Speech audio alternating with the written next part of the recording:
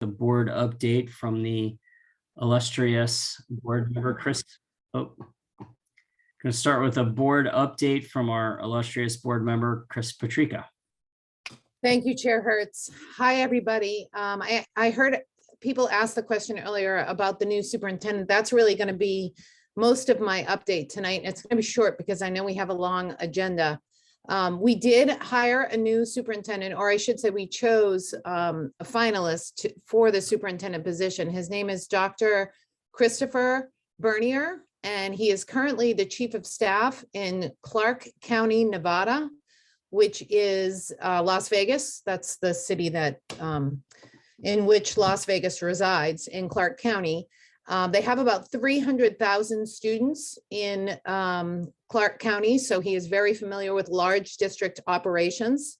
From what I understand, the way their district is sort of structured, the way their management team is structured, is the chief of staff essentially runs the district out there, and the superintendent really manages the board and the public.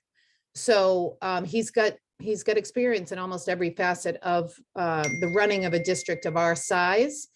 In addition to that, he spent a large portion of his career in Orange County here in Florida, which again is a significantly larger county than ours. I want to say around 2.5 times the size of Lee County.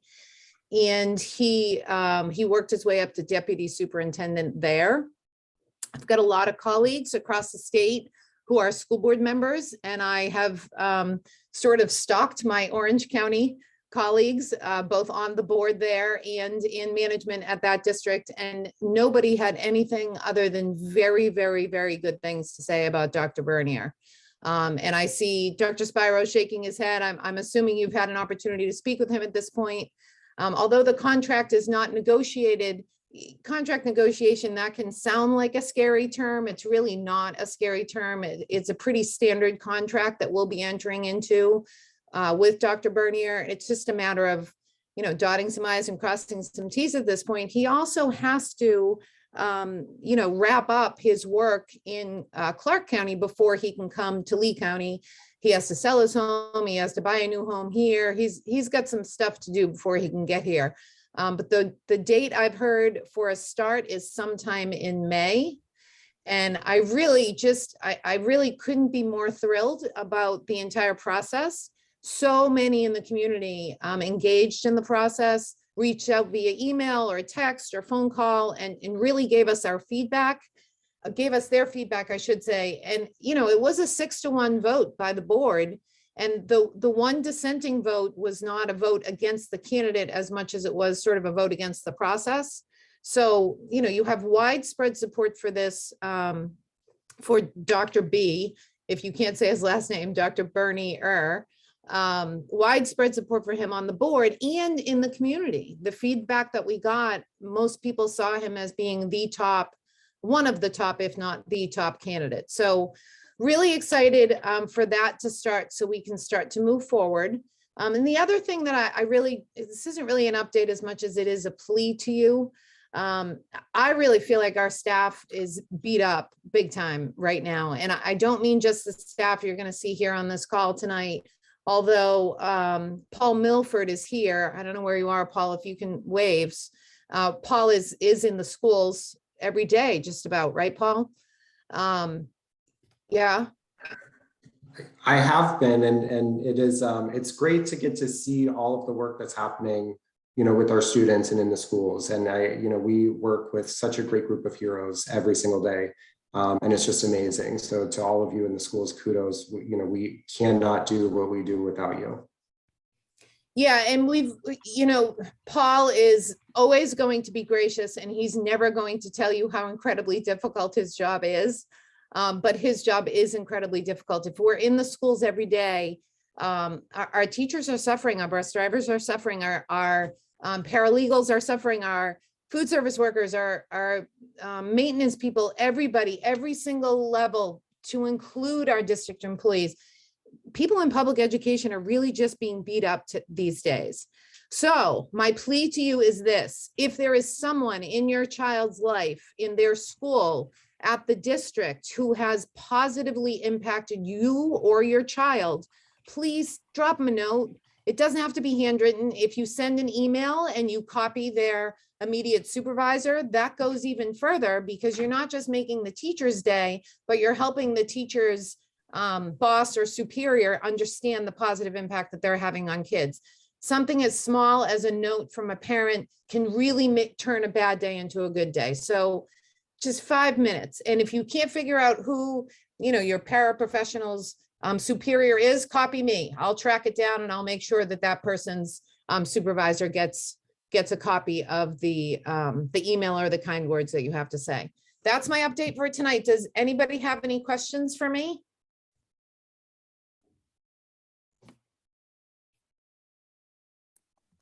I love your last comment. Well said.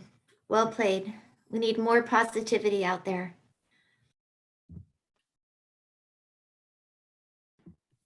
I love your last comment. Well said. Thank you. Any other comments? Okay. Going a little out of order, I want to bring something to everybody's attention. We had a specific request from staff to get feedback from DAC on changes for the master schedule for high school students in terms of the number of periods, and I guess the way even odd days are handled and those types of things for the schools doing that.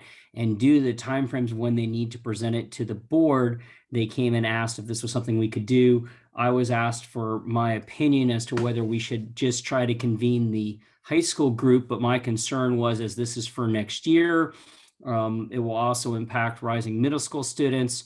And I also know that we get feedback from even down at our elementary level, sometimes our representatives have children in other schools. And so I suggested we do it for our whole group. And so we have added on a meeting for March 1st. And I want to point out to everybody that that is a Tuesday. We did not pick Wednesdays, which we normally do, because that would be Ash Wednesday, and we didn't want to interfere with the holiday. So we will say it as to the degree, if you can't make it, it's okay. Your school won't be penalized. But if you can't make it, if you could try to get your alternate to appear, I know it's relatively short notice, but it's something that they're really seeking our feedback on, and it's something that's impactful and that people need to understand. And again, I'll go like this and pat our back. We did a great job with the quality points. When I presented to the board, it was really commented on by staff and the board that our meeting was very helpful for the school district in addressing the changes in the grades with the quality points. And I imagine that this would be that type of level of feedback for them as well. And so all of you that can attend on March 1st, we would do it at our same time at 6 p.m. And they are working on a presentation to get that out to everybody, and we'll make sure that's updated. So I just want to bring that to everyone's attention here at the start of the meeting, and I'll do my best to mention it again at the end of the meeting, but I wanted to bring that to everybody's attention. So I hope everyone can find some time in their schedules to attend on March 1st, or if not, ask your alternate if they can attend, so we can try to get the district some good feedback on that. Chair Hertz, Chris Patrica here. Can I jump in there for a second?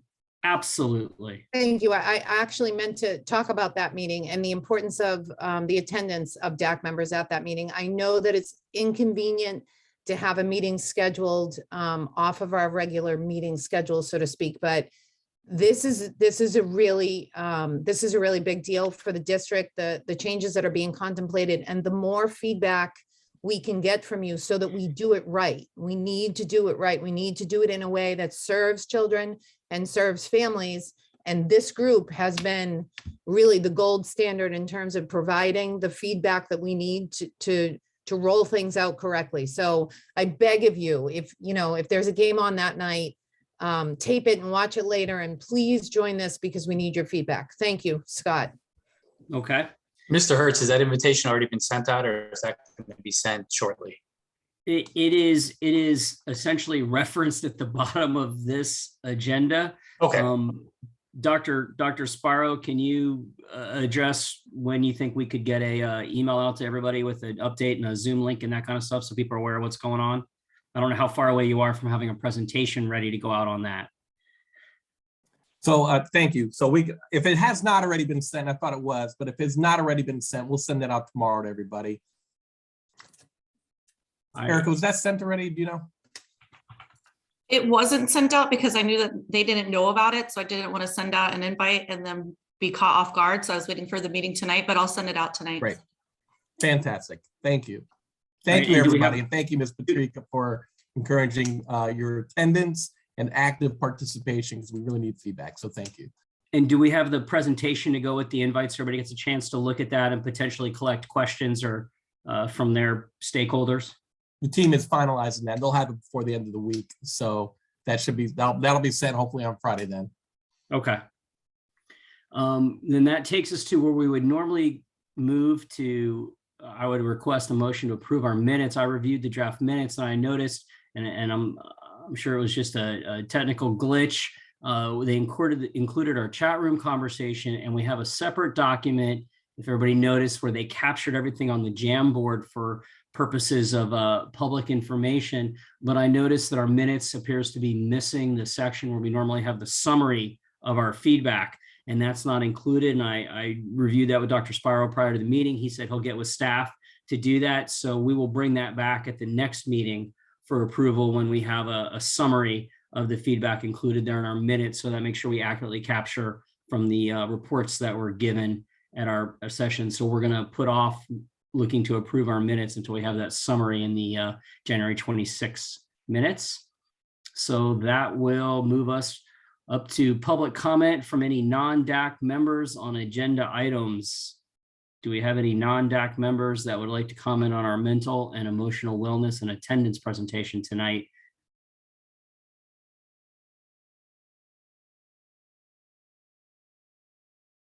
Seeing none, Ms. Brooks, your name is listed first. So I assume you're gonna start us off with Tammy Scott and Bonnie McFarland, and take it away. Thank you very much, and good evening, everybody. It's a pleasure to join you on another topic, and one that's near and dear to our hearts, related to students and staff as well. And that's the topic of mental and emotional wellness and also attendance. And we have several team members here this evening that I think if we could start with our introductions, our titles and our roles, that would be wonderful. Because we also have some breakout room support that will be pushing in from our team. So I'm Lori Brooks. I'm the Director of School Counseling and Mental Health Services. And with me this evening is Sherry Wenzel. So Sherry, would you please introduce yourself?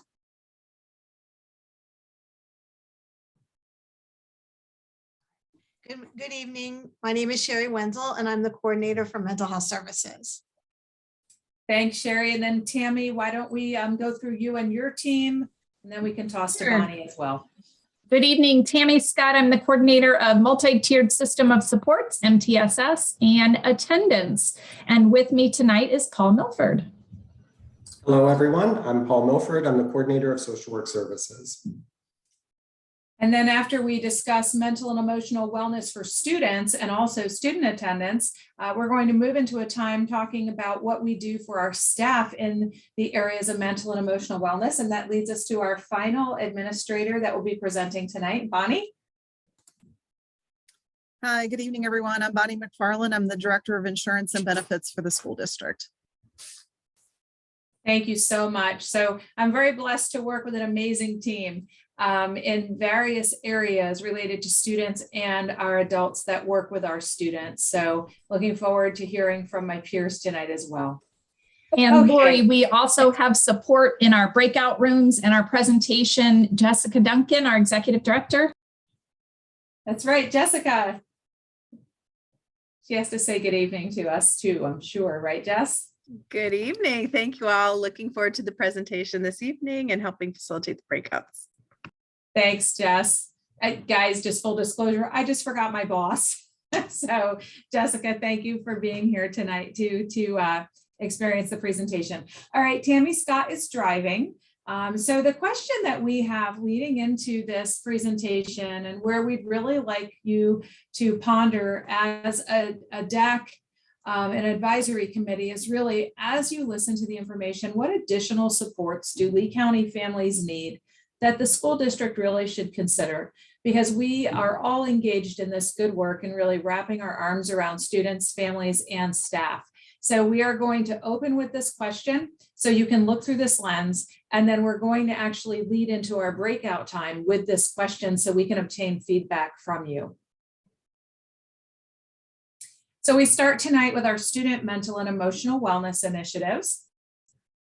And really, how are the children? We are hearing amazing stories of resilience, but overwhelmingly, we're also noticing that students returned to school, whether they were in school last year physically or virtually, and now we're all back in the schoolhouse.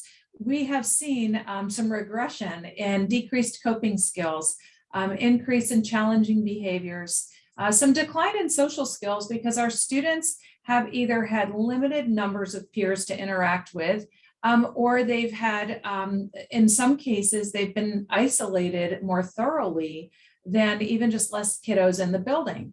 So we see a regression in social skills. Obviously, we're really struggling with an increase in absences, which is why we've really stepped up our supports and our innovative interventions, a decrease in student engagement and motivation, and some significant mental health concerns. And I really think as that bottom bullet, you could really look at that as encircling all of those previous bulleted items. Some of our leaders and our school mental health team members, even our teachers, are reporting that, a typical 8th grader would have different behaviors, and they've returned to school and they're actually almost in like a 6th grade level of social skills. And we see that the 9th grade students are kind of in that middle school level of social skills in some regards. So we've seen this, we talk about learning gaps and what are kids missing as a result of COVID. And we're seeing that with our social skills as well. Next slide, please.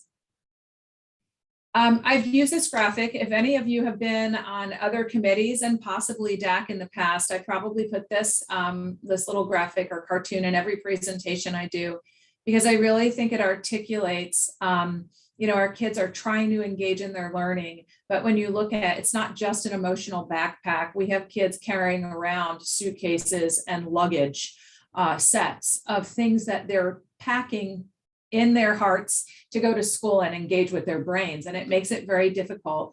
Even prior to COVID, we've had students with challenges. And now we have more students and staff that are collectively experiencing these challenges. We also have heard through various interactions, whether it's on social media, we're really not all in the same boat. We are in different boats and we're struggling to row in hopefully the same direction, but even our boats are different. So our emotional backpacks are different as well. When we look at Maslow's hierarchy of needs, and so many of you know this, you work through this if you're educators on this Zoom, and also as parents and even just human beings, we look through the lens of Maslow. And we have to have our physiological needs met, which of course are food and water, warmth and rest, and then our safety needs. These are really your primary needs. It's your survival needs. We need to feel security. We have to have felt safety, and everything stacks on itself in a progressive fashion where those foundational needs are met, and then we can engage in those friendships and relationships. And also that feeling of accomplishment to get to the top of that triangle, which is really, we are ready to learn and engage. And when we look at more and more individuals right now are in those physiological need areas and safety needs than ever before. And we have to work harder and more intentionally to help our students and even some of our staff members to build up on those basic needs to get to the top of the pyramid or the triangle. So what have our schools been doing and what do they continue to do? Well, our schools have always been about building positive school culture, and they've really been engaging in those efforts and even stepping that up to make sure that school is a place where students want to engage, and they almost have that FOMO, like if I'm not there, I'm missing out on things. We're really working hard to re-engage our students and to create that fear of missing out if they're not there. We're strengthening relationships. We cannot underestimate, and it is statistically supported, that one meaningful adult in a child's life can make all the difference. And many times we are that meaningful adult, whether it's us as a parent or an aunt or uncle, an older sibling, but our teachers and our school staff in so many instances are the one meaningful adult that that child will look for every day when they come to school. We've consistently implemented school-wide positive behavioral support programs, or PBIS, where we love acronyms in education. And so our schools are being even more intentional about their PBIS structures and systems. And building resiliency is and has been a focus. But what I find very encouraging too is resiliency is not something that we're born with. Rather, it's a skill that schools and parents and caregivers can help children develop. It's a learned skill. It's something that schools play a big part in, especially during this time of COVID. And we're focused on really fast tracking those efforts that we had in place before, but really stepping those up so that we can foster and build out on the resiliency that many of our children have had, but they may be a little bit deficient in during this last 2-year period. And then, of course, our school mental health teams are assessing students for their potential need for school mental health services, and we'll unpack that a little bit more. So this is a graphic we created that really helps define the 5 T's of mental health in schools. And underneath each of these areas, you'll see the initiatives, and it's not a comprehensive list, but they really are the high points of how do we really do mental health in schools. I go back to Maslow's triangle. When you really look at basic needs as we move up that triangle so we can truly engage in meaningful relationships and self-actualization. So first, we need to talk about mental health. We've worked for many years to normalize mental health to be part of the physical health conversation because it's all health. And so we need to provide, and Wellness Wednesdays is one of the initiatives where we provide students with the ability to engage in conversation around mental and emotional wellness and build their own wellness toolbox. Districts and the district and schools have additional opportunities for talking about mental health that our school leaders embed into their school culture. We also have our Wellness Wednesdays for parents. On the same Wednesday each month that our secondary students engage in their Wellness Wednesdays instruction, we have a parent event via Zoom at 7 p.m. The next event is on, I believe it's March 3rd. And this is going to be, March 2nd, and it is going to be on the topic of suicide prevention. We do that topic at least once a year. And it's our highest attended topic of the year because parents want and need this information. What to look for, how do I help, how to approach and engage my child in that conversation. The second T is training for teachers and staff.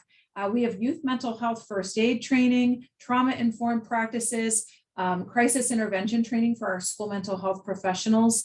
And then also, how do we incorporate the third T, mental health, into teaching? We have our comprehensive health plan, prevention services, all of the embedded pieces that teachers can include in their curriculum to really work mental and emotional wellness into their topical areas. And then what about the tools that we provide?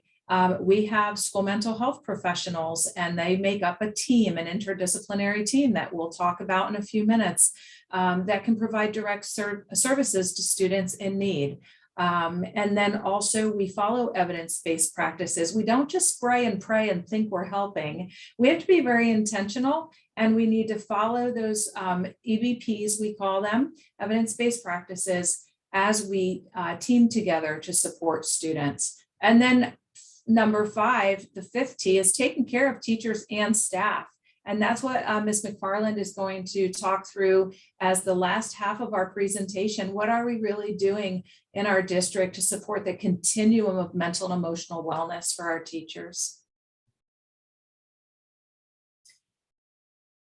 So the benefits of comprehensive school-based mental health. When you look to the right, that graphic is pretty much every single department in student services that collectively support mental health, wellness, removing barriers to learning. You know, we are the readiness to learn team so that our teachers can teach and kids can learn and they can engage in learning.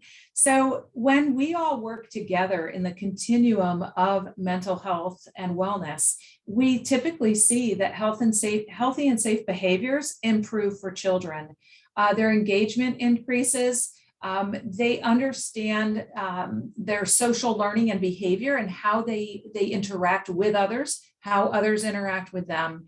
And the school climate initiatives that we put in place actually really gel around the students wanting to and caring about the climate that they themselves create and contribute to while they're at school.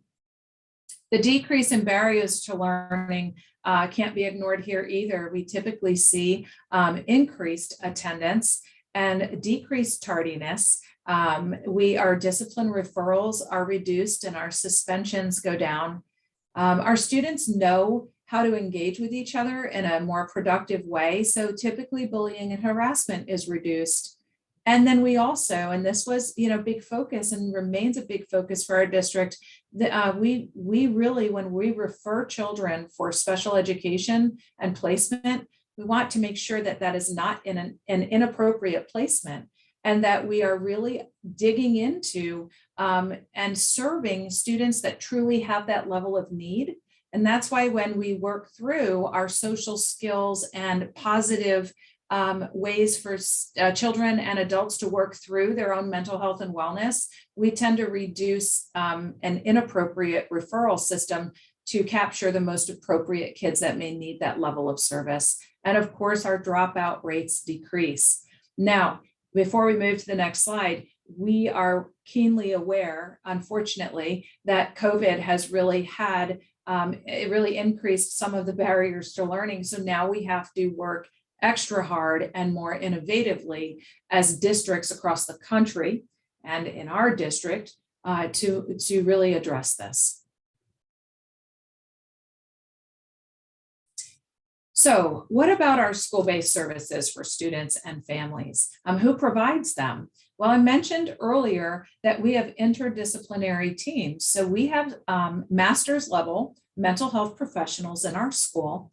They are defined in state statute as school counselors, school social workers, school psychologists, and our licensed mental health professionals.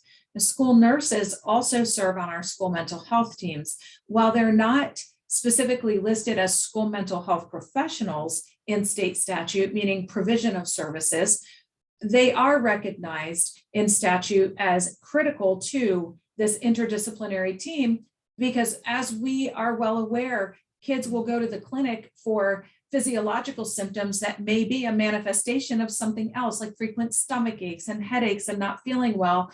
A school nurse will tend to identify when they have frequent visits from a student if there's an underlying cause that they might have anxiety about.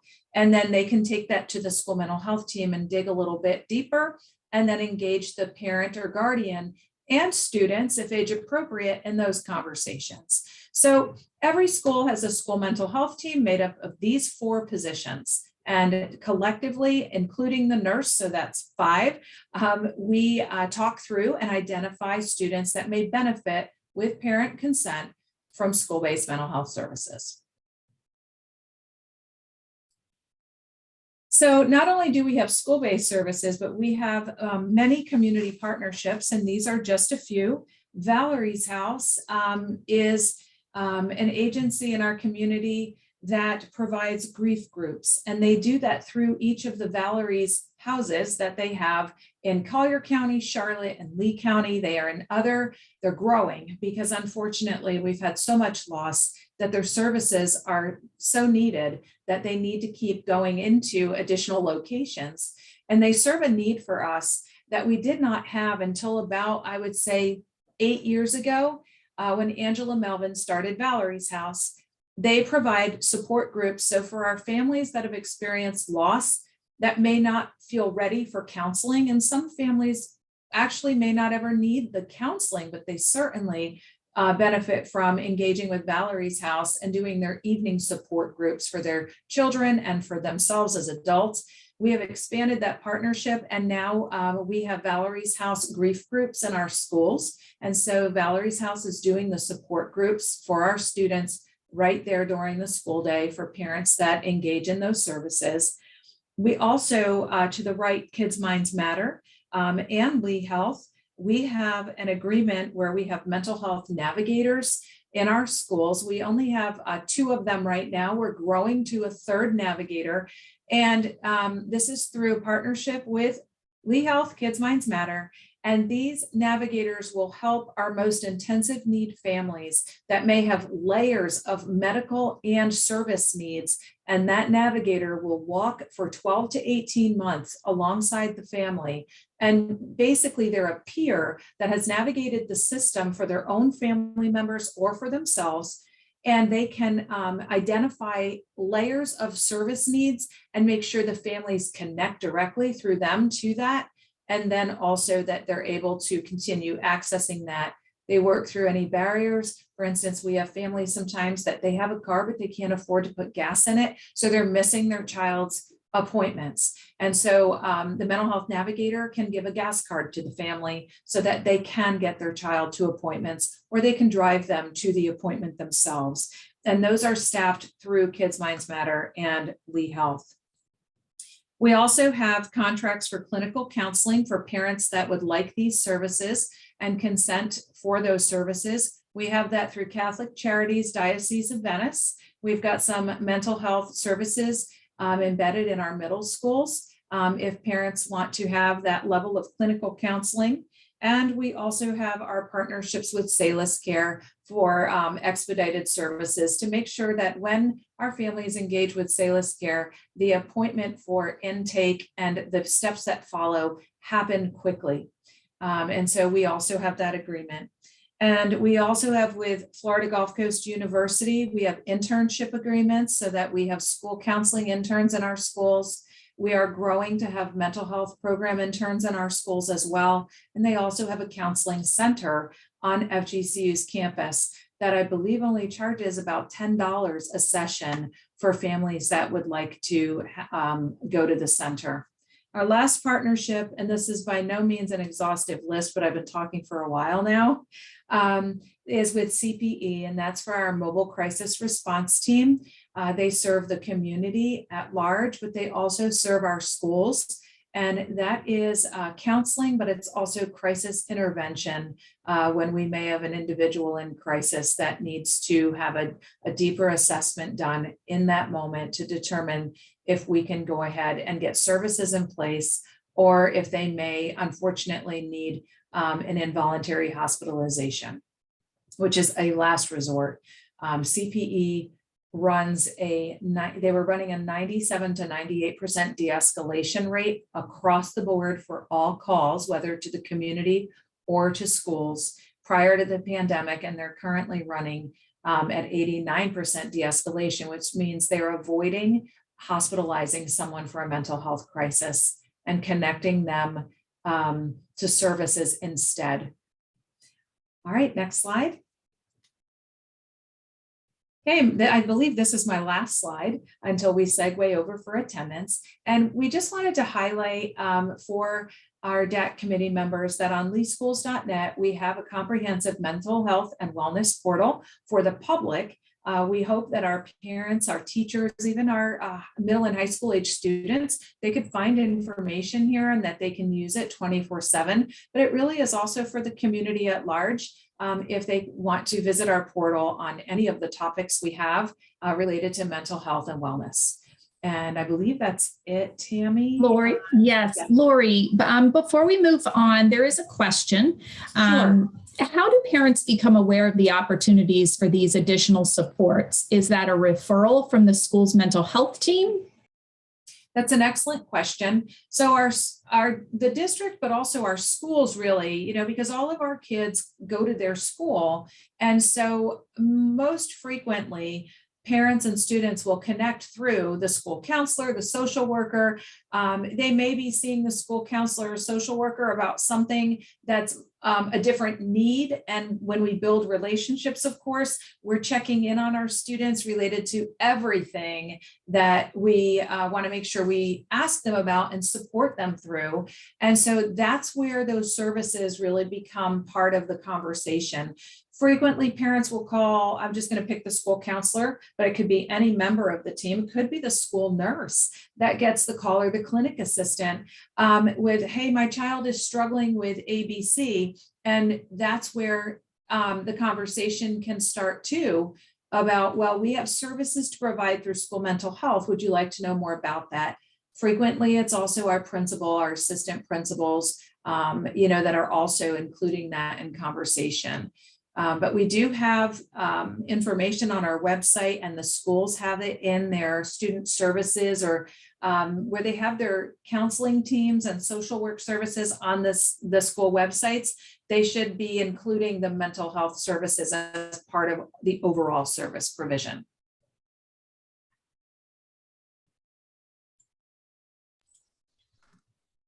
Okay, thank you very much. Thank you. All right, so Paul and I are going to talk about the impact that this has all had on our students in regards to attendance. So we're going to start tonight's conversation about attendance by talking about the main factors that really impact chronic absenteeism among our students. So when we look at chronic absenteeism, there are four main categories of factors that impact a student's ability or willingness to attend school on a regular basis. So when we work through these four different categories, which are by no means an exhaustive list, it just helps us kind of dive into some of the root causes of the attendance issues that are impacting our students. So the first factor that impacts attendance are myths and misconceptions. So some of the common things that we hear from parents or students are that absences are really only a problem if they're unexcused. So what we know by looking at the data nationwide is that both excused and unexcused absences impact a student's ability to learn and succeed in school. So there's very little difference between the two absence types when it comes to student achievement.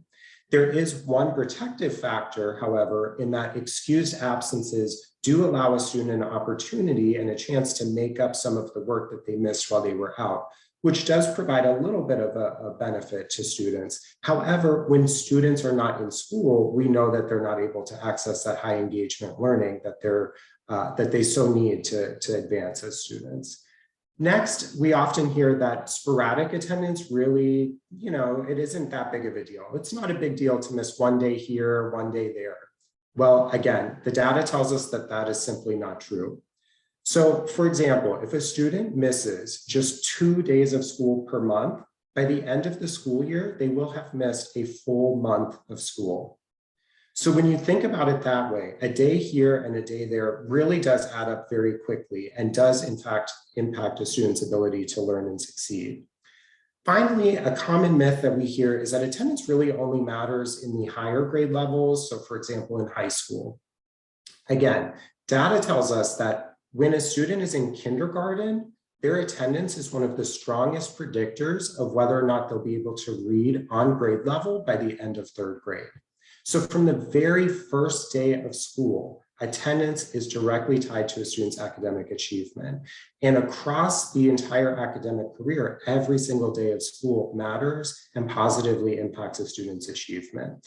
So by breaking down some of those myths and having conversations with parents and students, we're often able to mitigate some of those chronic absenteeism issues that we see. However, if that's not successful, sometimes we have to dive a little bit deeper into the next level, which are the barriers that prevent a student from getting to school. And this is when we ask the question, why can't the student get to school? So there's lots of reasons why students can't get to school. Barriers can be something as simple as a student not having an alarm clock to help them wake up in the morning and get to school. Or it could be something much more complicated, such as homelessness. And as we can imagine, if a student is homeless, they might not have the ability to shower and get ready for school, to have access to clean clothing, transportation, and all of those other factors that would be so important to help a student physically get to school and be in attendance. So this is where a social worker might help work with the family and connect them with resources, both at school and in the community, to help address some of these barriers and reduce those barriers that really truly prevent a student from physically getting to school. Once we can kind of eliminate those barriers, if the student is continuing to miss school, we're going to move into looking at some of those aversion factors. Aversion factors are when we ask the question, why won't the student come to school? So we're looking at things now such as, what is going on at school that the student may be trying to get out of? Maybe it's pure conflict. Maybe a student just broke up with their boyfriend or girlfriend at school and they just simply don't want to run into them at school. Or it could be something a little bit more serious, like the student's struggling academically. They feel like they're falling behind. Maybe they're having, some issues socially, and they're feeling like they don't fit in at school. So some of these aversion factors require a little bit of a higher level of involvement. And this is where the social worker may work more one-on-one with the student, the parent, and some of the other support personnel at the school to really help build out a plan to help mitigate those factors and bring students back into the fold of school. Finally, if we're not able to successfully mitigate the chronic absentee issue at the aversion level, then we're moving forward into the disengagement factors. This is where we ask the question, why don't students come to school? Now, this disengagement piece really closely ties to so much of what Lori Brooks was talking about in the whole student mental health and wellness piece, where these factors are very individualized to the student's unique situation. This requires more often a team approach to really address these barriers and help bring the students back into the fold in a way that helps support their unique needs as learners. So some of the common things we see as disengagement factors are, they don't feel like they belong in the school building. Or unfortunately, this year, sometimes we see a student may have a substitute teacher regularly, and so they're not as engaged as they might be with a traditional long-term teacher in the classroom. So some of these things tend to impact students on a deeper level and require a little bit more TLC to help address and reduce those barriers.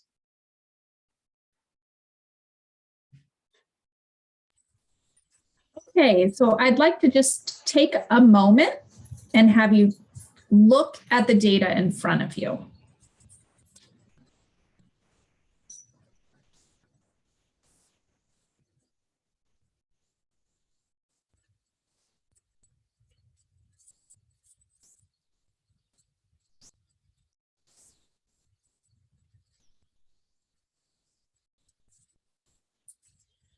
What you have before you is our data for this year and 3 years previous at the semester break. So typically our semester one ends around our winter break time.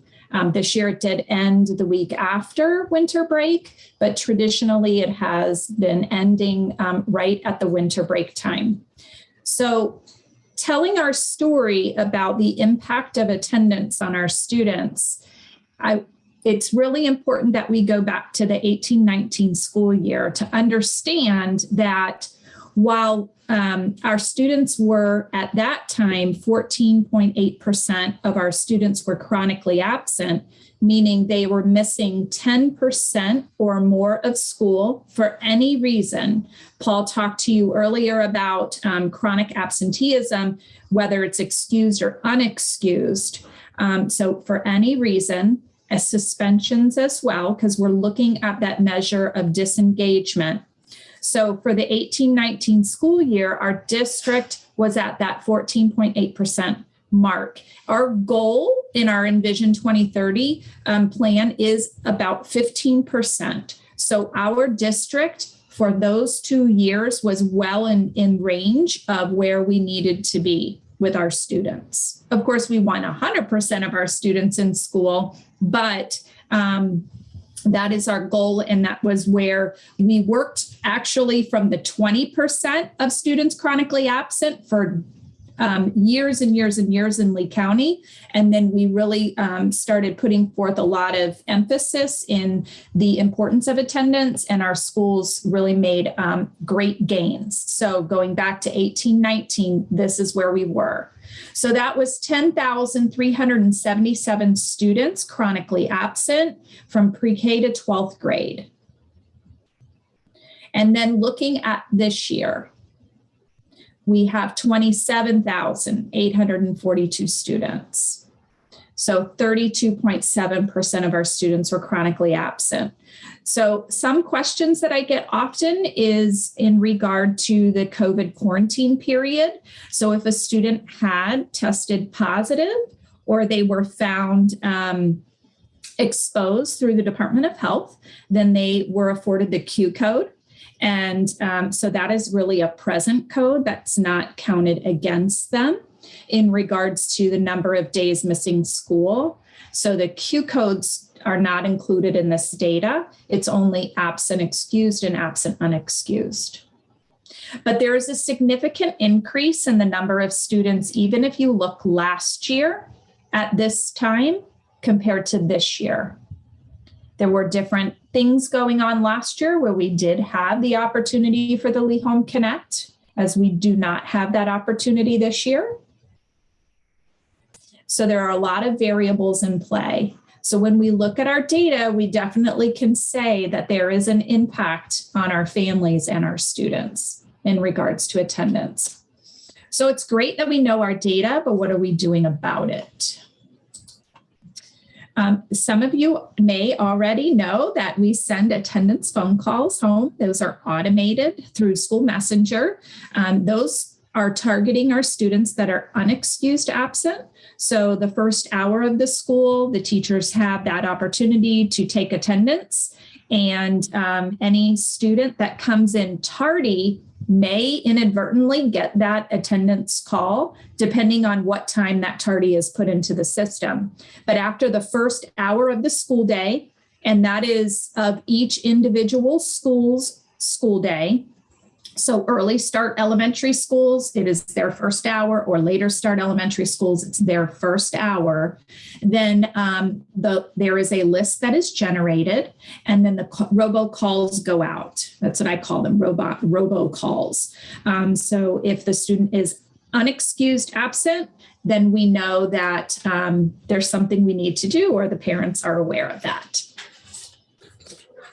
Attendance memos is something that we're doing internally to make sure that our schools are engaged in best practices and data.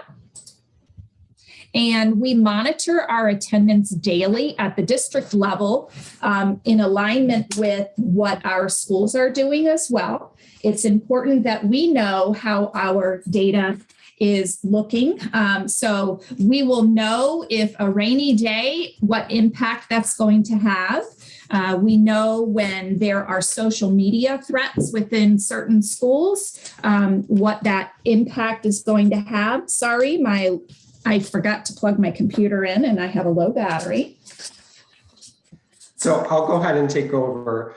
So one other piece that we're doing we're really trying to embed attendance into community conversations at every single opportunity we have, including tonight. This is a good example of bringing attendance to all of the different forums that we possibly can. And this really centers around, again, that first factor that impacts chronic absenteeism of dispelling those myths and misconceptions.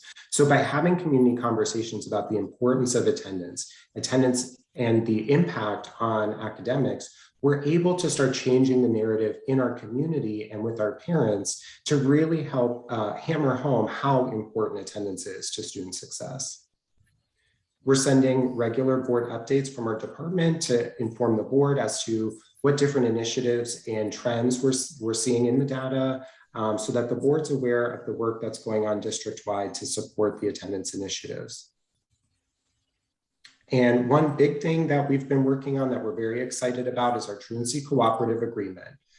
So this is, when you see the data that Tammy just shared, we have 32% of our students that are chronically absent. When you have such a significant number of students, 27,000 students chronically absent, this is really a community level problem. It extends beyond just the scope and reach of our school district and really into every corner of our community. So a community level problem requires community level solutions. So through our truancy cooperative agreement, we are bringing key stakeholders in our community to the table so we could align all of our practices to really, truly impact attendance across our community. So we have all of our law enforcement partners, the Lee County Sheriffs, Cape Coral Police, Fort Myers Police, as well as the State Attorney's Office, Department of Children and Families, Department of Juvenile Justice, and a few other key stakeholders in our community that are working with us as the district to address the truancy issue throughout the community. So this is something we're really excited about. We're in the final stages now of finalizing that agreement so that we could really align all of our best practices as different community agencies to support student success. And this has also provided us an opportunity to really showcase the great work that our schools are doing. It is bound in state statute that schools are providing tier 1, 2, and 3 level of supports for our students prior to moving on to tip or turn, more of a truancy action piece. So it is critical that our partners in our community are very aware that we've exhausted all measures within our reach and that we are definitely reaching out for support from them. So that has increased a lot of conversations and built a lot of relationships in a short period of time over the last few months. Something that we have ventured into is personalized phone calls. So we took a look at the students that were chronically absent, so that 27,000 number, and we dove a little bit deeper and wanted to know what was the impact in regards to how many students could have had a core course failure. So when we say core course failure, what we're talking about is that required course of reading and math and history and those types of courses. And how many of our students that are chronically absent also failed a course during Q2.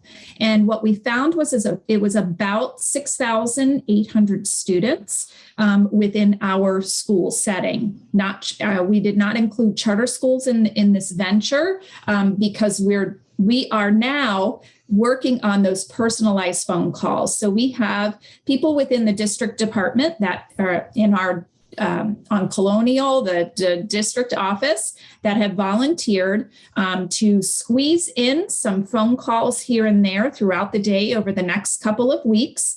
And they're paired up with a specific school, and they're calling out and talking to those parents. Not that our schools are not doing that. That's not the case at all. The schools are doing that.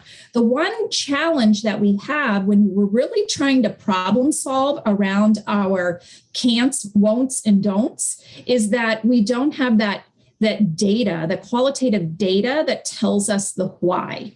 When we're working with families and breaking barriers down, they typically fall into certain categories, but we're finding that things are very different for us. And in order for us to really make a community action plan around it, we have to have hardcore data. So for an example, one of the elementary schools, somebody called them and the mom was talking with the caller. And at the end of it was about COVID. That was the beginning of the conversation. And at the end, she said, you know what? I just really need someone to call my husband because my husband just doesn't understand how important it is for our girls to go to school every day. And so they noted that. And the school is reaching out to talk to the dad. Another one mentioned asthma. There was a significant concern in regards to asthma. So that now is connected with the nurse. So there are things that our parents may not necessarily come forward and share with the school. Our parents are busy, but we really want to get the message out that we want our parents to pick up the phone and call the schools. That way we will know how to help them better. But there are other variables that are difficult, that are outside of our reach, outside of our locus of control. And that is that lack of access to health care. I had one parent that noted that, yes, her child has been sick. She cannot determine whether it's COVID or not, and she cannot afford to go to the doctor. So those are things that I feel are very important, or we feel that are very important, that once we get through all of our calls and we kind of analyze our data and come up with themes, then we can make an action plan around that. We can reach out to our other partners about that. We have many of our students that have reported anxiety. Many of our families have reported that their child just doesn't want to go to school and they don't know what to do.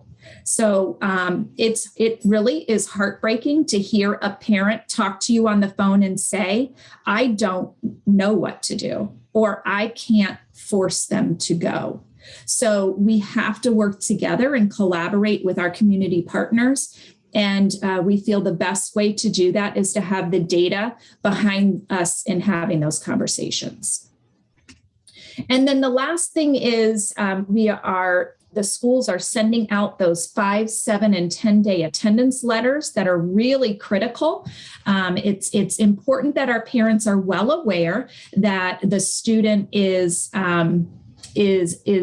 absent, and at that 10-day mark, that's a real critical piece. I had a high school student share with me the other night that, Tammy, we know how to get around those automated phone calls. And I said, what do you mean you know how to get around those automated phone calls? Oh, we just go in our parents' phone and block that phone number. And I was like, no, you do not. And she said, well, yeah, you want to know other secrets? And I said, oh yeah, hold on, let me get a pen and paper. So it's really engaging the kids and talking to them, and they will tell you what is going on. They absolutely do tell you. But it's important that we have that information and we engage. So the attendance letters are really important because hopefully mom will get to the mailbox before the child does. This is a visual. We are really going full force in regards to communicating to our community. And we wanted a very simple graphic. And so there was a teacher at Lehigh Senior High that assisted us with this message. And what better way to tell our story to our family and our communities? Attend today. As a young child, attend today. Paul mentioned the misconception that attendance only matters in high school, but in actuality, it matters so much at the elementary, early. It matters every year, but a kindergartner is creating those habits, and we want to get them out of that. So attend today so you can graduate and achieve tomorrow. And every day truly does matter. So if you are on social media, please tweet this or post this or whatever the case may be, but this is our message to our community. Paul, can you help our partners this evening? Can you help them understand? We talked a lot about teams and professionals, but what does that look like at a mental health team meeting? So yes, I would love to dive into it, but for the sake of time, we are actually going to skip this slide so that Bonnie has a chance to yes. What I'll just quickly share is that, every school, as Lori mentioned, does have a collaborative team. We bring a lot of professionals to the table as we problem solve around these issues to support student success. So if that's something that, the committee would like to learn more about in the future, we could bring forward a case example at a future meeting. Just before you move on, just to note, there are a couple questions in the chat. One is asking, in regards to the data of the 32% of students not attending, what is the demographic breakdown? so as to be able to address the problem in a more appropriate, focused, effective, and efficient manner. And then building on that, demographic, inclusion, causality, and barriers. So that may be information. Provide that information to Dr. Spiro. Yeah.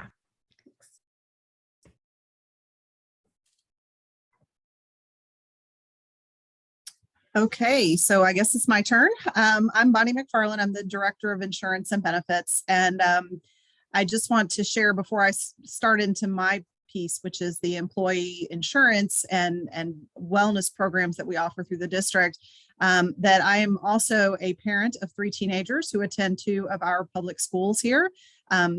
Yes, just to make me crazy, they pick different schools. Can share with you that all of these supports that I'm hearing talk about are things that I have experienced as a parent, and the wonderful assistance that our schools provide to parents and children when they are struggling. So thank you to the team that's presented so far. I think understanding what employees have is so very important, because one of the things, and you've probably heard this analogy before, you can't pour from an empty cup.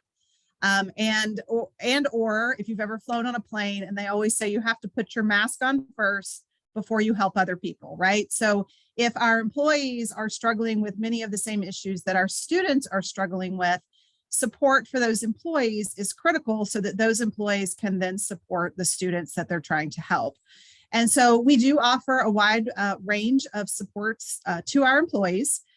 So this slide just talks a little bit about what's available through our medical plan. So about 90 to 95% of district employees are eligible for the district medical plan.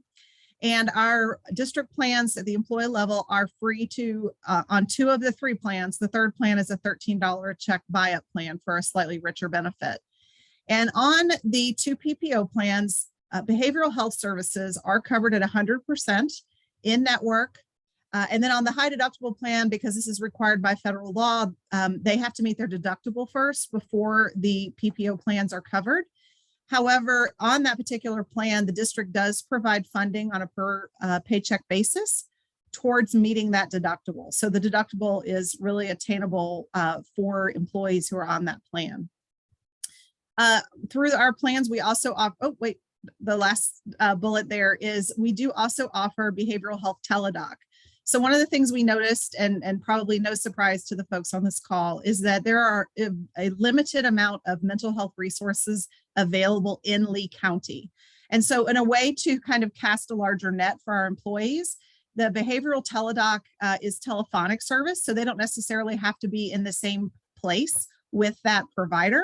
They can utilize the teledoc services and cast a larger net to find more providers who can provide those services.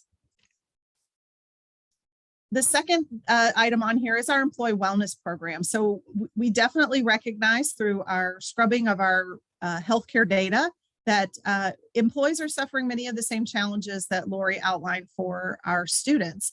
And so we began offering programs to our employees through our wellness program, and Lift Project is one of the wonderful ones we have provided. You can see right there the statistics on the bottom to what this participation in this program does bring. And it's also a program that's available both in person as well as online. So for employees who want to attend in person, we do have that option. It was provided at Lexington Middle School this go around, and we do try to rotate those around to different schools as funding is available. But it's also a program that's available online. So for folks who want to do this on their own pace and their own time, that can be completed online as well. And then the next. Yes, so we have offered 2 stress reduction classes. These are 8-week in-person holistic approaches to stress management. And as we outlined there, each week is a different topic.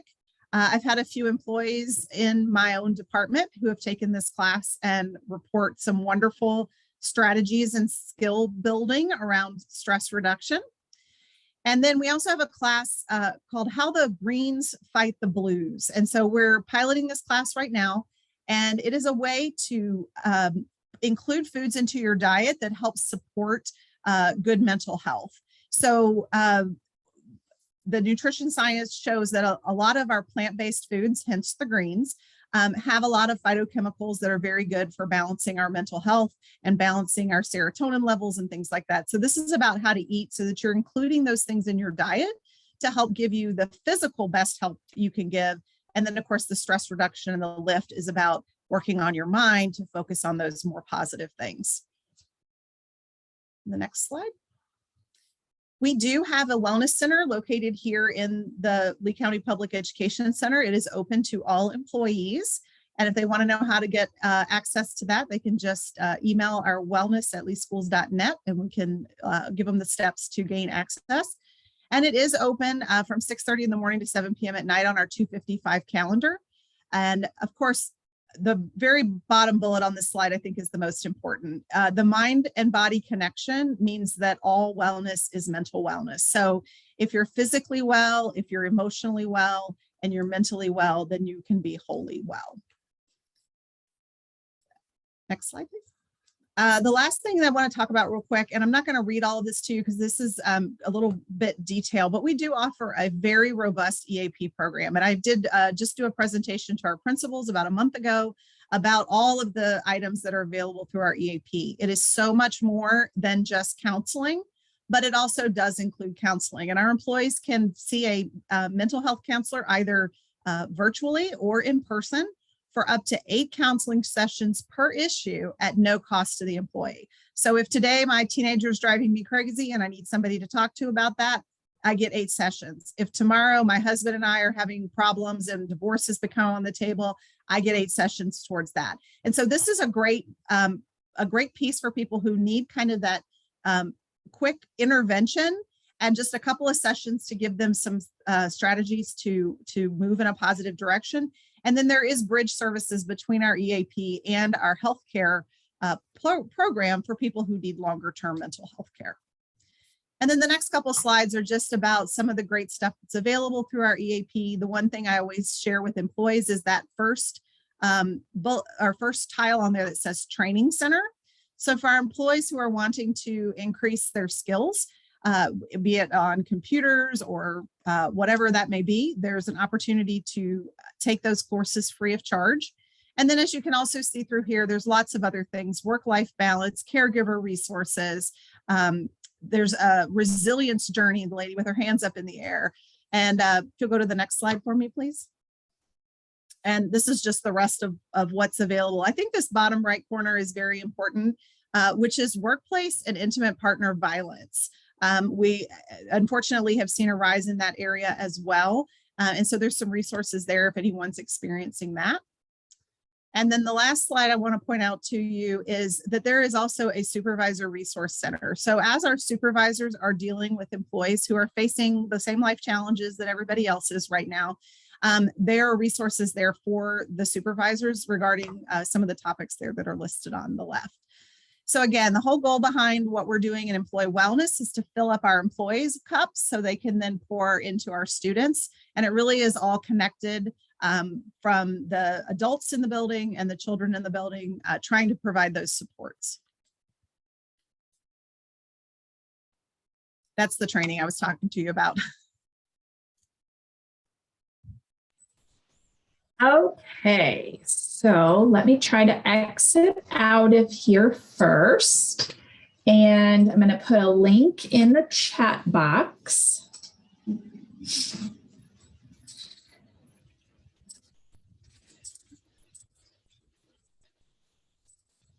Because we have the ever popular Jamboard. Where's the chat box? There we go. Sorry. Okay. So I designed the Jamboard just a little bit differently. Can you see the Jamboard? Okay, perfect. I wasn't sure if I needed to unshare and share again. So the first slide is for elementary. The second slide is for middle.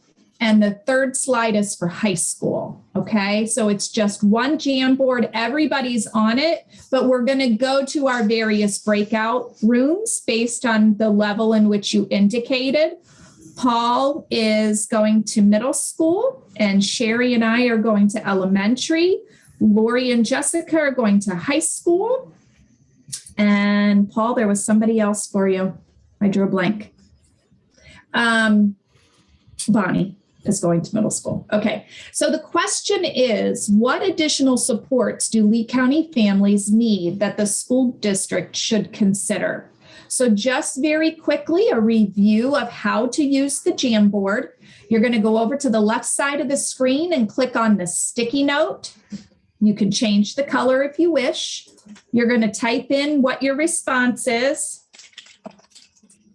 hit save, and then cancel to get rid of that screen, and your sticky note is there. Okay. Are there any questions on how to do the Jamboard? Okay. Tammy, this is Dr. Spiro. I'm sorry. Yes. Just Go ahead, repeat those Teresa. directions again to put the little sticky notes up.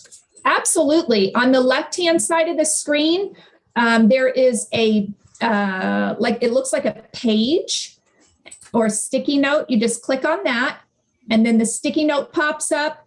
You type in it, then click save and cancel because another sticky note comes up, and then there's your sticky note, and you can move it anywhere.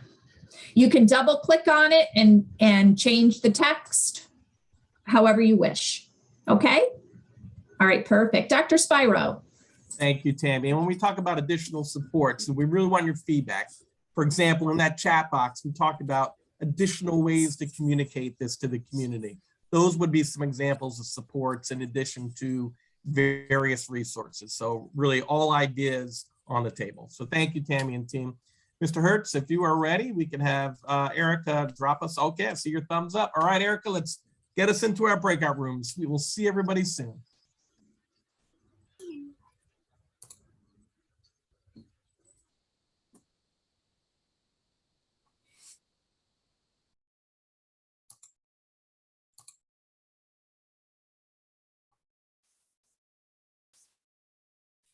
Brendan, do you want elementary, middle, or high school?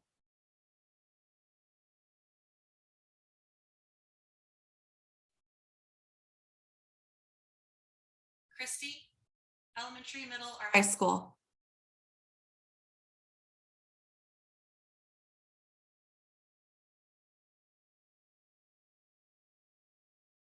Regina, would you like elementary, middle, or high school?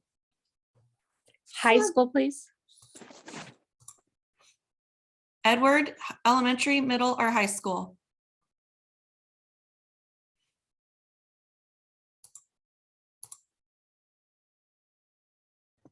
Jenna? Hello, can you hear me? Oh, is this Edward? Yes, this is Edward. I'm sorry. For some reason, the space bar thing isn't working. Yeah, I'm in middle school. Okay, thank you. Jenna, do you want elementary, middle, or high school? Elementary. Kendra, elementary, middle? Kendra was elementary. Kendra, okay, thank you. Erica, this is Brendan, elementary, please. You got it, sir. Alexander Lido, elementary, middle, or high school? High school, please.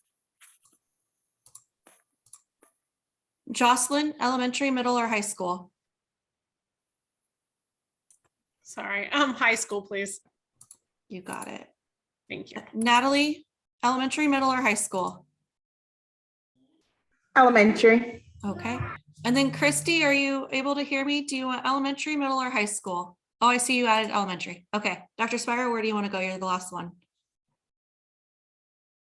I will start in elementary. Thank you. You're welcome, sir.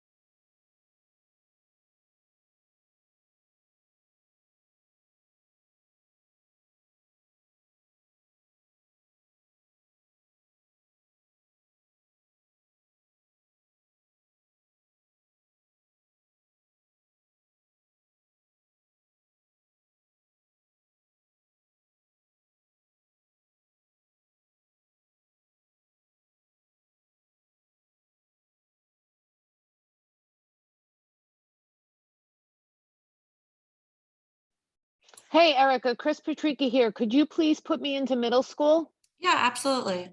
Thanks so much. There you go, ma'am. Thank you.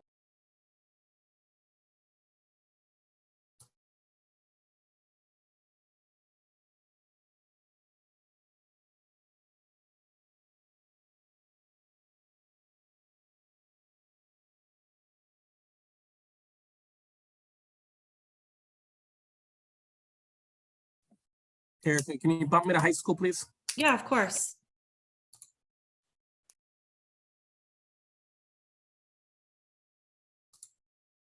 There you go, sir.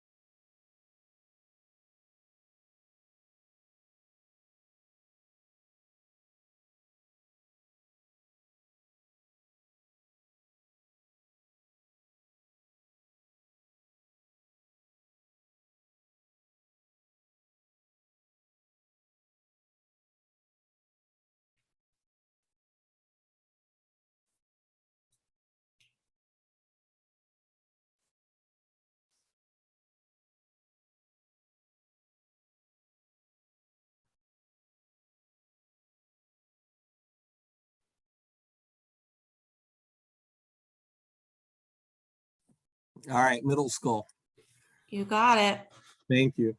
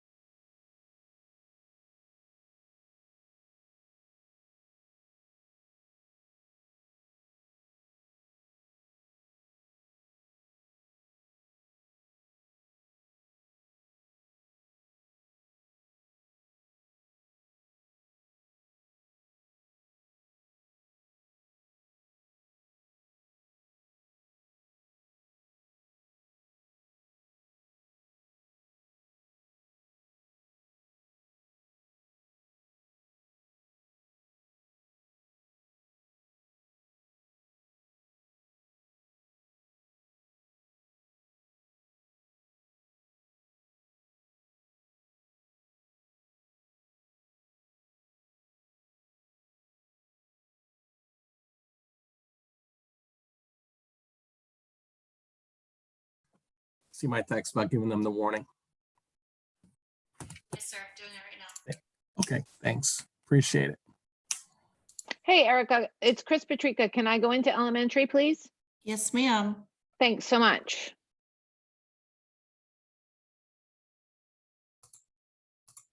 There you go.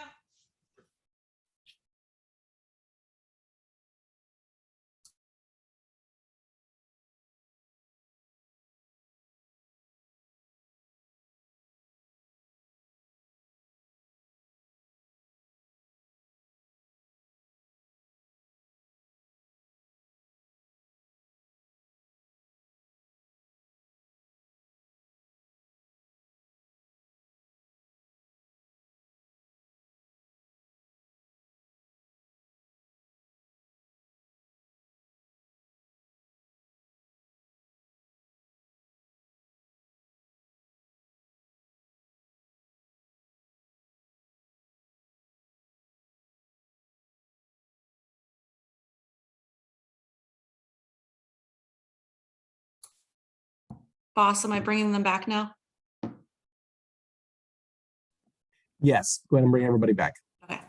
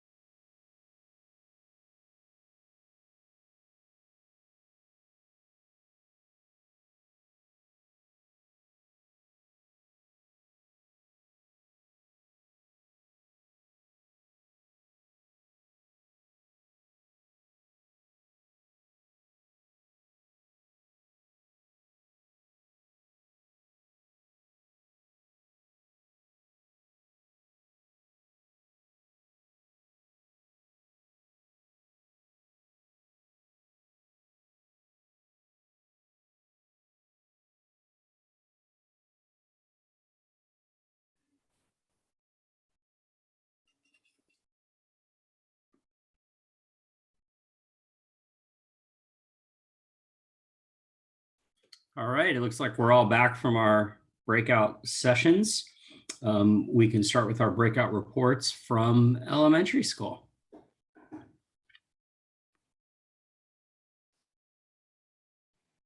Okay, give me one moment to switch over to our Jamboard.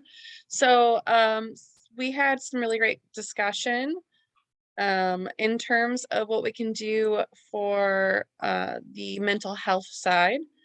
There was the discussion about having the relation, as was talked in the presentation, about the relation between health and food. Re-looking at our cafeteria menus to make sure that we're reducing sugars and adding more of those foods that are mood enhancing and anxiety reducing. We also talked about less testing with teaching and more teaching to relieve pressure for the students and teachers. Technology support in relation to focus for attendance, making sure that parents know how to get into focus and check those attendances. And also somebody asked about whether or not Focus sends out any emails to make sure that parents know when there's an update to students' attendance records, because sometimes people forget to log in and an email may be useful for that. Back to the behaviors, for mental health, encouraging the importance of sleep and nightly routine and helping people with that. We get the district calendar, would like the district calendar shared more often, maybe perhaps through a brochure or sharing it in terms of the text system or peach jar systems, so that the information on when mental health supports are available. We can, some of these I'm still, sorry, there's a lot of verbiage on them, so I may skip, kind of skim over some of them. More positive feedback to encourage good positive model behavior. And that includes wow cards to students for each quarter, and calling parents, letting them know about positive behavior calls instead of just the negative behavior calls. Also discussed using guidance as an offered class, that some schools have had them as specials before, and being able to teach it as a special was really helpful, enabling kids to know, how to regulate through meditation or helping combat bullying and things like that. Grace, is there anything that you think that I am particularly missing?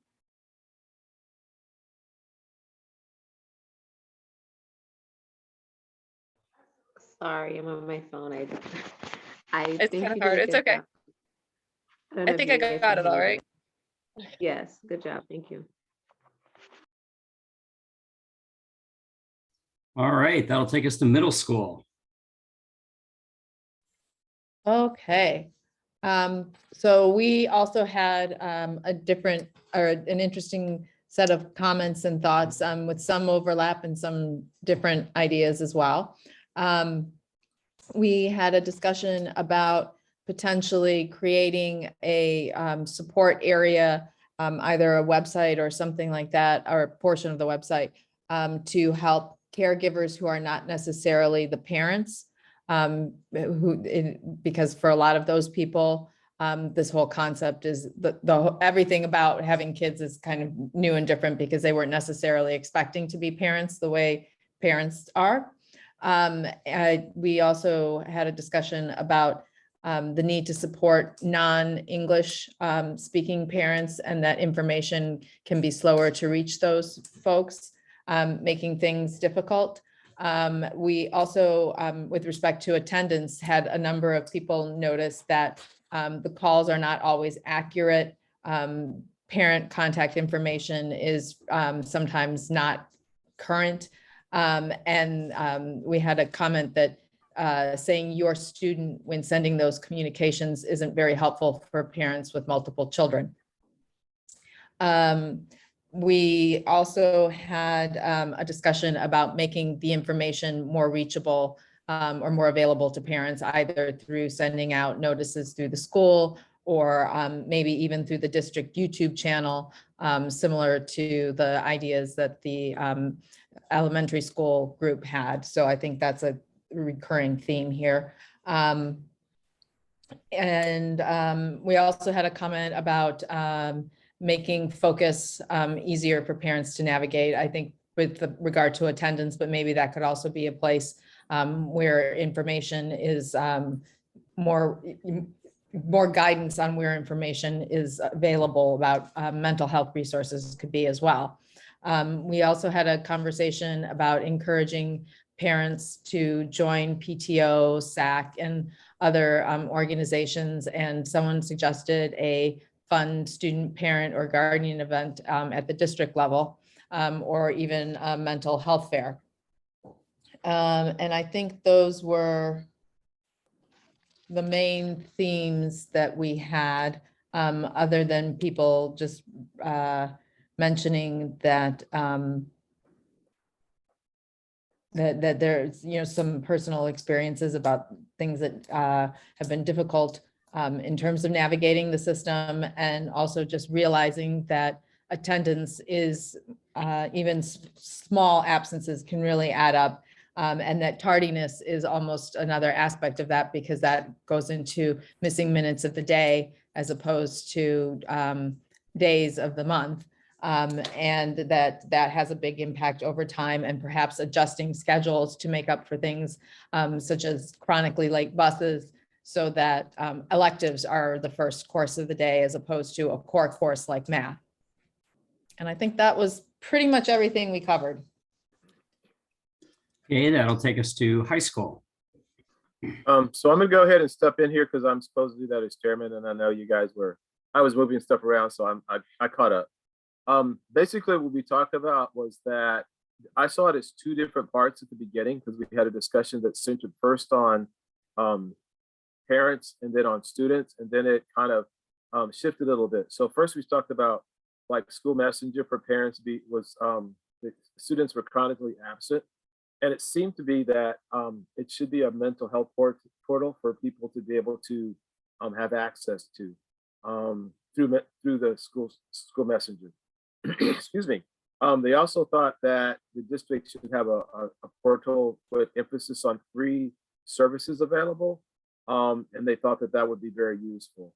Now there was that for students. Then we talked about how there should be an incentive for students to attend, and we also got into a discussion how oftentimes some of the schools are starting to have incentives according to the culture of the school, for example. So some people are having ice cream, some people having, they had a little celebration, I think, at one of the schools, which is very interesting that she talked about.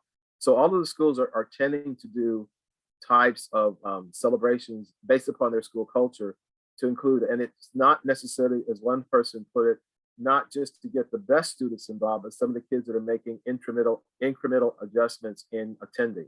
And so that's probably the best thing. We'll see if we do it bit by bit, we'll be able to find more kids coming in. If you just reach to the kids that are always there, that's not the point. The point that are kids that are improving and coming to school, and that's what we're trying to reach. Another one was, and then we got into an interesting conversation about Google Classroom and how Google Classroom is becoming aligned to students inventing virtual attendance. So they're not coming to school, they're actually going home and sitting at home and doing the assignments through Google Classroom, and they're doing the assignments, so you can't say they're not, but that's the problem, they're not attending. So that's creating another problem that was emphasized several times by a lot of teachers, a lot of people in attendance here. We also talked about that there could be a wellness class for students, activities to help them out, and one was just plain socializing. Some kids, there's no time to socialize in school. Usually at our school in particular, I don't know other schools, I can only tell you about mine, that's the building I'm in.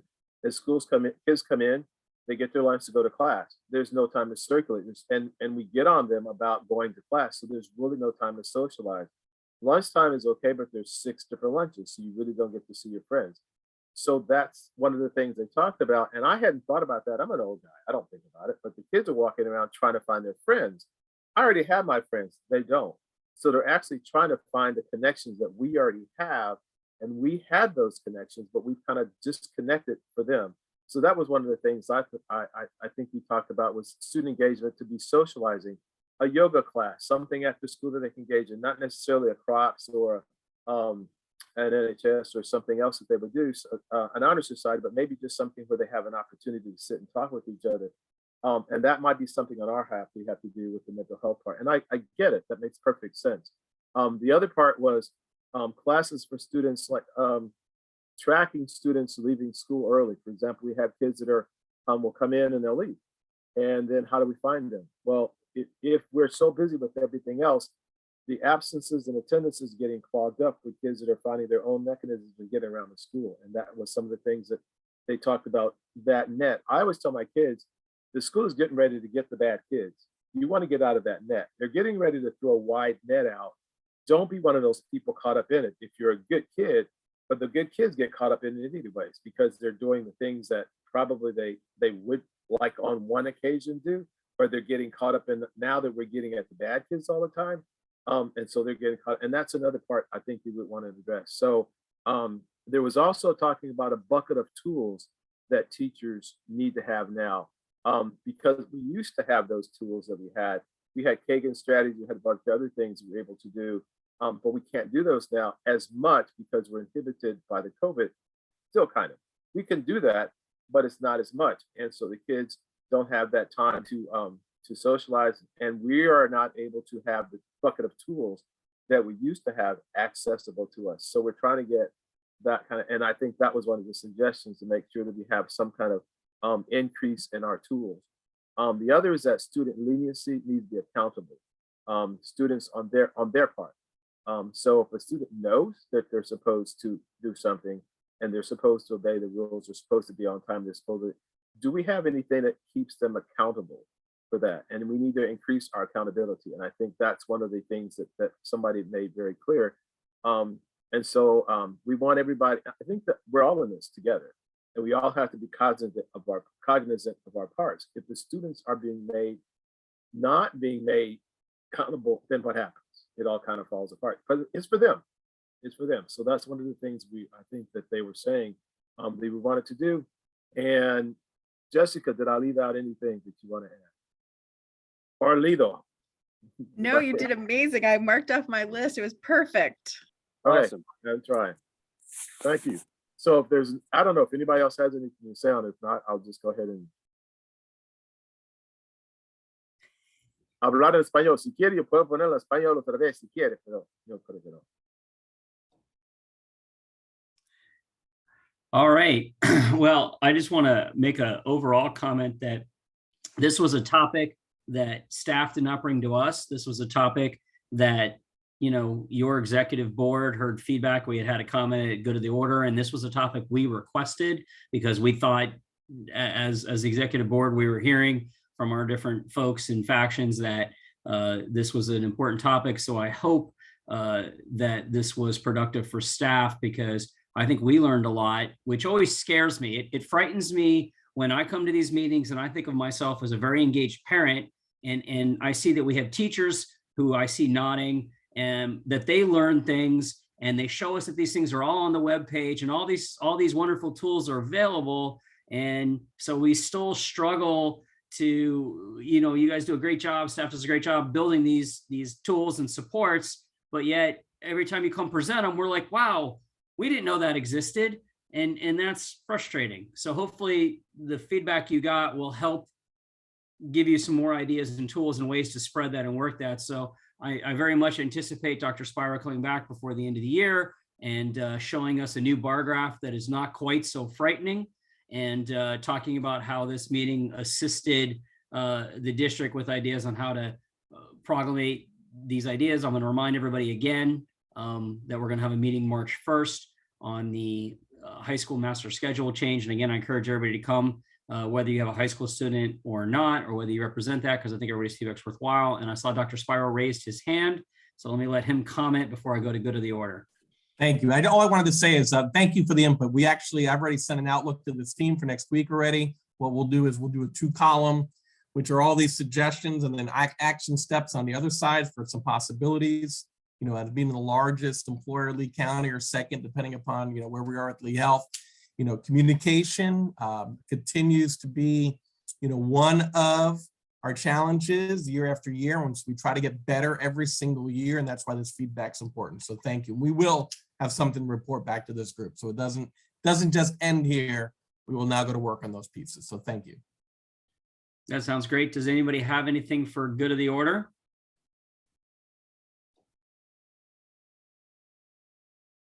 Ms. Kelly Powell. Hi, thank you. I just wanted to mention a suggestion to other people who are on this committee. After the last DAC meeting, our SAC meetings at the high school level are only every other month. And so they sometimes, you have a DAC and then you don't have a SAC for quite a while. And so I took the time after the last meeting to email our administration at Estero High with some suggestions. In particular, we had heard that night some things about the new superintendent search. And there was a very timely, you can get on and see things on the website, and you can go, I think it was 2 nights from then or something. There was the meet and greet where you could go and meet the candidates, and also the webpage, as you just alluded to, there's so many resources. So the webpage where you could see all of the interviews and see the bios. And our school did a great job of responding to that. So I want to compliment them on that. They put it out on the newsletter that goes out every Friday to parents, and they put it out on the Facebook page and probably Instagram. I'm not on that, so I don't know. But I just wanted to remind everybody that sometimes waiting for the next SAC is appropriate and great and the right place to discuss some of this follow-up. But sometimes if you can just take a minute to summarize something to your admin or your staff, whoever your liaison might be, and ask them to promote, for example, some of these resources we've heard about, can really make a big difference. Great. And Ms. Gaines, you have something for the good of the order? Yes, I just wanted to, since we were talking about mental health and health and wellness. I didn't know how many people knew that this Saturday at Clemente Park from 7 a.m. to 4 p.m. is a heart and wellness event. And there'll be all kinds of things. I know that they're going to have yoga, meditation. There's going to be Zumba, circuit training, but then there's going to be like other what do you call it, doctors and wellness type presentations. So it sounds like it's going to be a day of fun. It just seemed like a nice way to throw that out there since we're kind of talking about that anyway. Most excellent. I see you put it in the chat. If anybody wants to grab those details, she posted that in the chat as well for everybody. So thank you for bringing that. With that, I'll say it one more time because it's out of the ordinary that we're going to have a meeting March 1st, 2022. And those invitations, I believe, will go out tonight with a quick follow-up with a presentation for everybody to review so we can come with good feedback. And with that said, I'll happily entertain a motion to adjourn. I'll motion to adjourn. I think we have a question still with a hand raised. Go ahead. Yep. There, I found the unmute. One thing really quick, I don't know if we touched on it, and I think it's worth mentioning, is for ourselves, for the staff, for the children, to ask ourselves and others and our kiddos to do more reflections, just stop and think, and how did your day go? How can you improve? I'm asking my first graders to do plus and delta charts, and they didn't know what that was, but I brought that to the table, and out of the blue, they'll just say, that's a plus, that's a delta. So it's allowing them to be more aware of, to do self-checks and to regulate. And it kind of makes sense, so that's a piece that we might want to just kind of tuck in there a little bit, just more reflections, whether it's mentally, verbally, and just encouraging our students just to kind of stop and talk about how it went and how can we improve, just halt, do that kind of thing. Because you might get more bang for your buck with that. I'm having great success with it. We're plus and deltaing everywhere. It's kind of neat. So, all right. Thank that's you. all. Just a little last tidbit. Thank you for that, Mr. Walbert. Move to adjourn. Do we have a second? Second. All right. Second. All right. And all those opposed say nay. Seeing none, this meeting stands adjourned, and I will see everyone March 1st, 2022. Thank you very much. Thank you.